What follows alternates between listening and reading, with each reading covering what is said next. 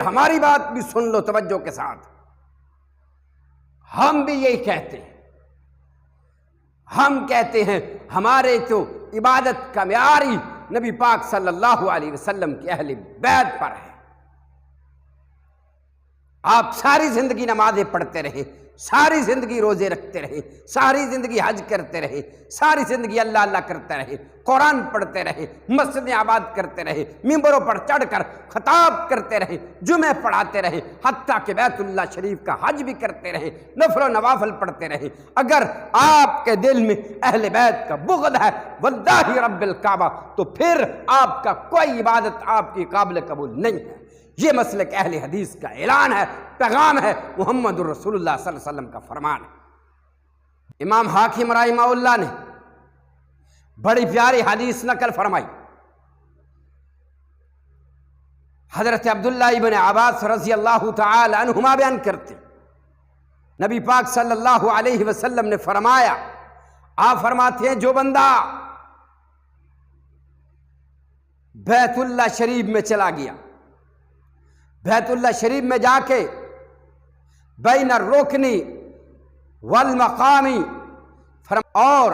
مقام ابراہیم کے درمیان والے حصے میں نماز پڑھتا رہا، فصلی نمازیں پڑھتا رہا، وصام روزے رکھتا رہا، یہ ساری زندگی ایسے گزر رہی۔ بیت اللہ کا بڑا مقام ہے،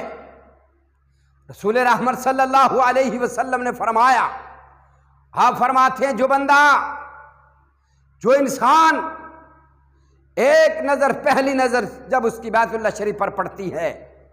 تو اللہ اس کی زندگی کے سارے گناہوں کو معاف کر دیتے۔ فرمایا یہ جو حجر اسود ہے، جو بندہ اس کو چوم لیتا ہے اللہ اس کے گناہوں کو مٹا دیتا ہے۔ کل قیامت والے دن یہی حجر اسود اللہ کے دربار میں حاضر ہو کر کہے گا، یا اللہ یہ وہ بندہ ہے جس نے مجھے چوما تھا، اللہ اس کو معاف کر دے۔ مقام ابراہیم پر نماز پڑھنے کا الگ سے ثواب ہے، لیکن سن لو محمد الرسول اللہ صلی اللہ علیہ وسلم نے فرمایا، ایک آدمی ساری زندگی اور مقام ابراہیم کے درمیان والی جو جگہ ہے وہاں پہ یہ نمازیں پڑھتا رہا، رحمت کائنات صلی اللہ علیہ وآلہ وسلم فرماتے ہیں فصلی وصام، یہ نمازیں پڑھتا رہا اور نمازیں پڑھتے پڑھتے ثم ماتا، پھر یہ مر گیا، وَهُوَ مُقْبِضٌ لِأَهْلِ بَيْتِ محمد صلی اللہ علیہ وسلم، لیکن جب یہ مرا، جب یہ فوت ہوا تو اس کے دل میں محمد الرسول اللہ صلی اللہ علیہ وسلم کے اہل بیت کا بغض تھا۔ آپ صلی اللہ علیہ وآلہ وسلم فرماتے دخل النار، نہ تو اس کا بیت اللہ میں نماز پڑھنا کام آیا، نہ اس کا حجر اسود اور مقام ابراہیم کے درمیان میں نماز پڑھنا کام آیا، نہ اس کا اللہ کے گھر میں جانا کام آیا، نہ اس کے روزے کام آئے، نہ اس کا حج کام آیا، نہ اس کے نفل و نوافل کام آئے، نہ اس کی نمازیں کام آئی۔ ہوا کیا؟ سن لو، اس کے دل میں نبی صلی اللہ علیہ وسلم کے اہل بیت کا بغض تھا۔ امام کائنات صلی اللہ علیہ وسلم فرماتے ہیں جب یہ مرا تو فرمایا داخل النار، اس کا کوئی عمل کام نہیں آئے گا، فرمایا یہ بندہ جہنم میں جائے گا۔ اللہ اکبر! ارے بھائی، یہ ہمارا منہج ہے، یہ ہمارا مسلک ہے، یہ ہماری دعوت ہے، یہ ہمارا اعلان ہے، یہ محمد رسول اللہ صلی اللہ علیہ وسلم کا فرمان ہے۔